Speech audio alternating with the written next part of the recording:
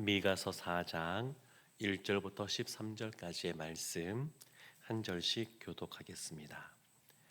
끝날에 이르러는 여호와의 전의 산이 산들의 꼭대기에 굳게 서며 작은 산들 위에 뛰어나고 민족들이 그리로 몰려갈 것이라.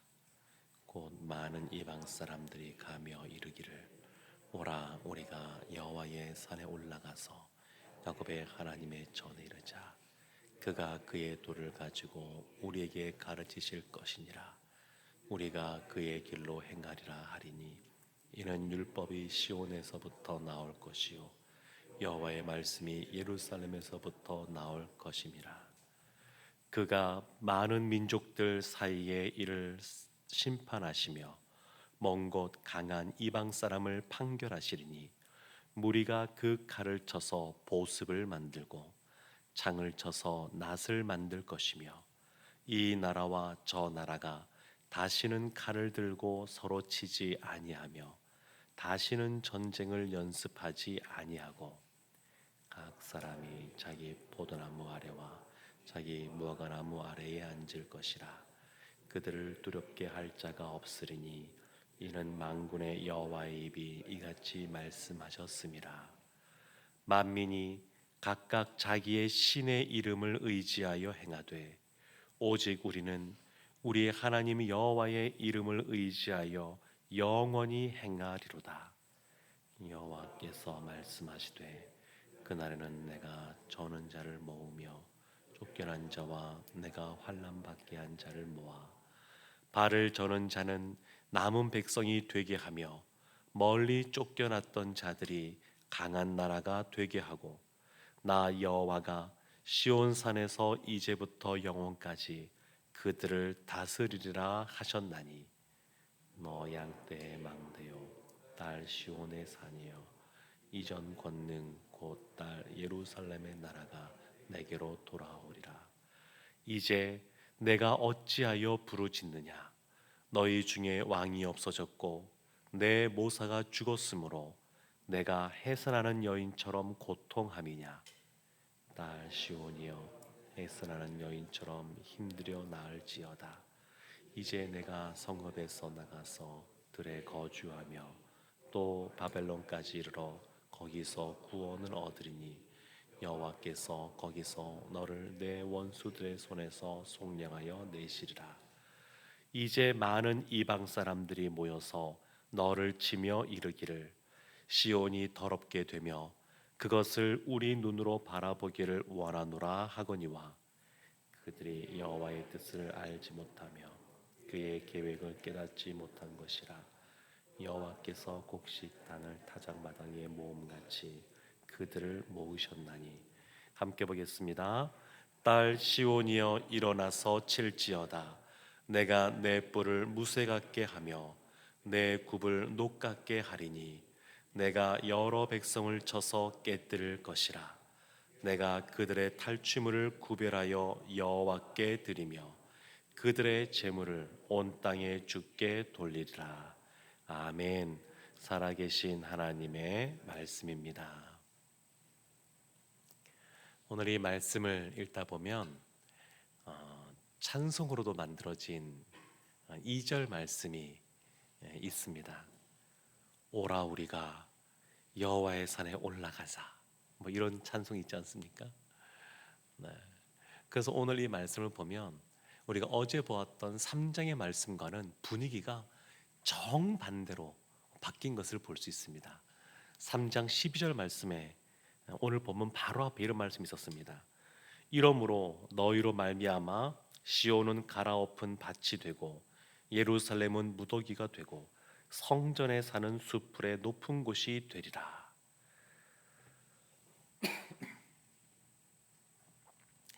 이스라엘이 그 공동체가 살아가던 그곳, 무엇보다 여호와의 전이 있던 그곳이 다 황폐하게 될 것이다. 이런 심판이 선언되고 나서 오늘 이 4장 내용을 보게 되면 정반대로 하나님의 구원의 역사가 나타납니다. 그러면 이것이 언제 나타나느냐? 1절 말씀에 이렇게 시작을 합니다. 끝날에 이르러는. 끝날에 이르는 마지막 때라는 겁니다. 마지막 때. 이 땅에 마지막 때가 오는 그날, 그 마지막 심판의 그날. 그런데 이때가 하나님의 백성들에게서는 하나님 나라가 완성되는 날이기도 합니다. 근데 그 끝날에 하나님께서 이와 같이 역전을 일으키시는 모습을 보여주신다, 이렇게 말하고 있습니다. 그래서 1절 말씀 보면 끝날에 이르러는 여호와의 전의 산이 산들의 꼭대기에 굳게 서며,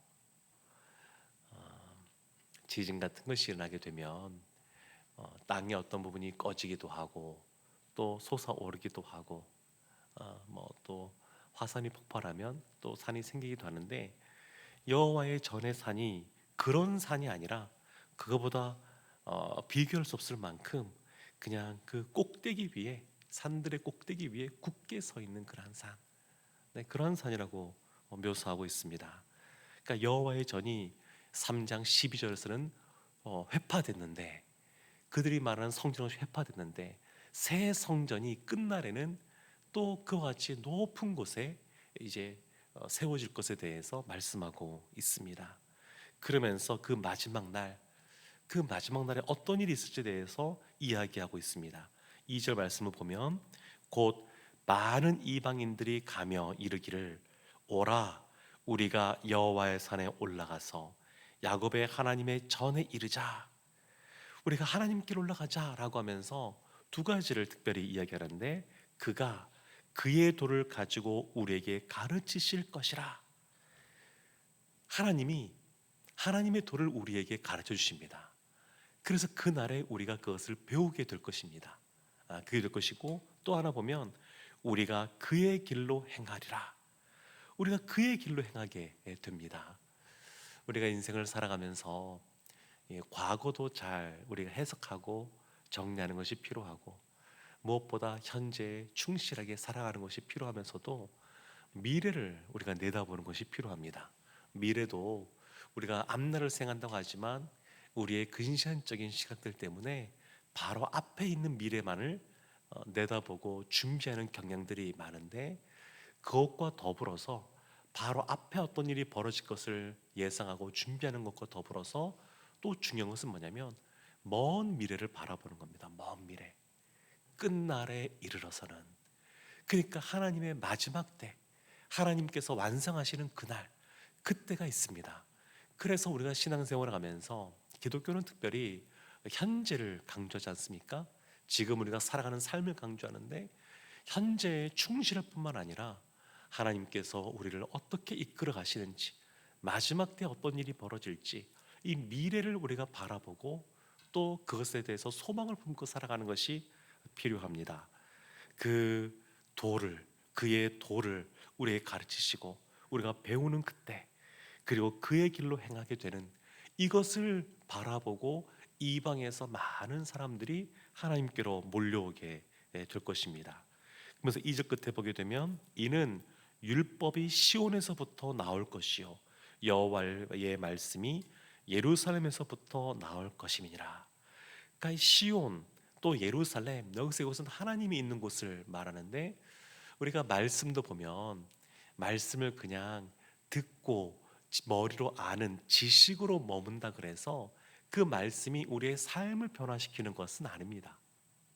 이 말씀을 지식으로 받아들이면 우리의 삶이 예수님을 닮아가는 모습으로 바뀌어지지가 않습니다. 이 말씀은 하나님으로부터 온 계시다라고 인정을 해야 됩니다.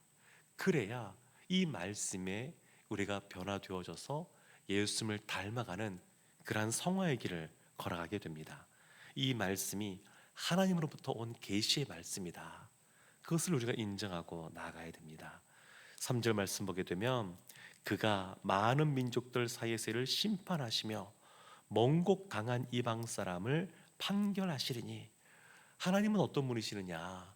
하나님은 우리에게 말씀을 가르쳐 주시고 또 우리가 행할 길을 알려주시고 우리에게 계시의 말씀을 주셔서 이 모든 걸 행하실 뿐만 아니라 우리를 심판하시는 분이시기도 하십니다.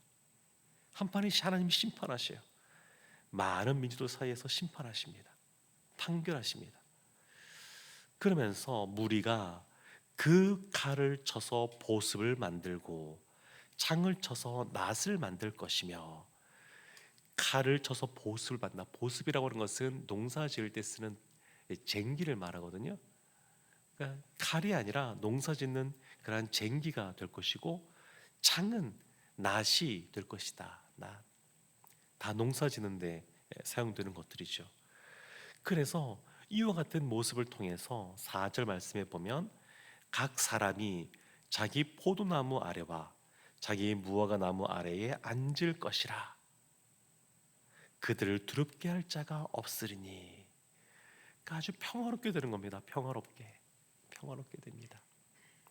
6절 말씀에도 보게 되면 이제 그들이 회복되는 것에 대해서 소망의 말씀들을 하시는데, 6절 말씀에도 보면 여호와께서 말씀하시되 그날에는 내가 저는 자를 모으며 쫓아낸 자와 쫓겨난 자와 내가 환난 받게 한 자를 모아.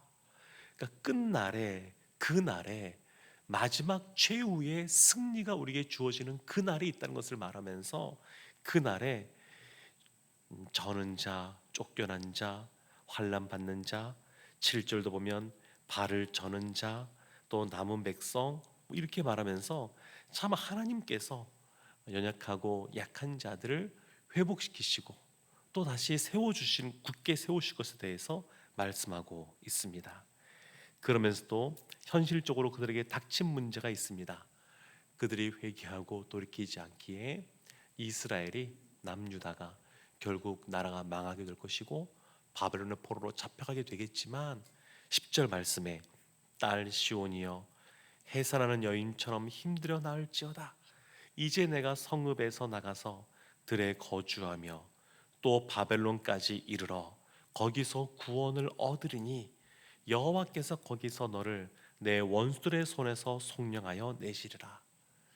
아직도 나라가 망하려면 한참 남았는데, 하나님께서 기다리셔서 한참 남았는데, 하나님께서 이와 같이 다시 그 심판 이후에 회복시킬 것에 대해서도 말씀해주고 있습니다. 그러니까 이런 시간들을 통해서 보게 되면 하나님은 하나님의 자녀들, 하나님의 백성들이 공의 하나님이시기 때문에 잘못했을 때 심판하시지만 사랑의 하나님이셔서 다시 한번 더 회복시켜 주는 것을 볼 수가 있습니다. 13절 말씀에 그래서 하나님이 역전의 은혜를 허락해 주시는데, 딸 시온이여 일어나서 칠지어다. 내가 내 뿔을 무쇠 같게 하며 내 굽을 녹 같게 하리니 내가 여러 백성을 쳐서 깨뜨릴 것이니라. 내가 그들의 탈취물을 구별하여 여호와께 드리며 그들의 재물을 온 땅에 주께 돌리리라. 역전케 하시는 그 하나님을 만나게 됩니다. 사랑하는 성도 여러분, 5절 말씀 끝부분에 이렇게 나옵니다. 후반 부분에 오직 우리는 우리 하나님 여호와의 이름을 의지하여 영원히 행하리로다. 우리가 오늘도 오늘 아닌 한 날 살아갈 때에 이 말씀을 기억하기를 원합니다. 오직 우리는 우리 하나님 여호와의 이름을 의지하여 영원히 행하리로다. 하나님이 구원을 베푸시는 분, 우리를 회복시키시는 분, 역전케 하시는 분, 연약한 자를 돌보시는 분, 그런 하나님이신데 그 하나님을 의지하며 그 하나님을 또 높여드리는 오늘 한 날 되시기를 주님의 이름으로 축원합니다. 아멘.